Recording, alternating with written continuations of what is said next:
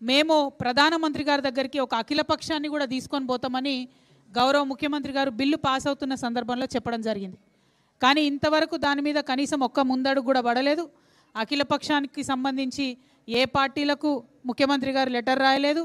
అఖిల పక్షం తీసుకొని వస్తానని ప్రధానమంత్రి గారికి కూడా వారు లెటర్ రాయలేదు.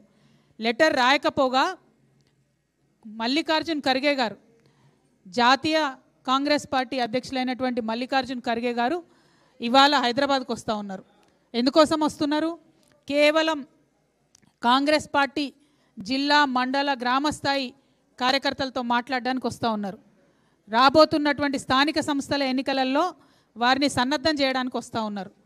అంటే మీరు తెలంగాణకు వచ్చి ఇక్కడ ప్రజల ద్వారా స్థానిక సంస్థల ఎన్నికల్లో లబ్ధి పొందుదామని చూస్తున్నారు తప్పితే 42% బీసీలకు రిజర్వేషన్ ఇవ్వకుండా స్థానిక సంస్థలకు పోతామని మాత్రం చెప్తలేరు. మల్లికార్జున్ ఖర్గే గారు నేను డిమాండ్ చేస్తూ ఉన్నా, 42% బీసీలకు రిజర్వేషన్ లేకుండా ఎట్టి పరిస్థితుల్లో స్థానిక సంస్థల ఎన్నికలు నిర్వహించడానికి వీల్లేదు.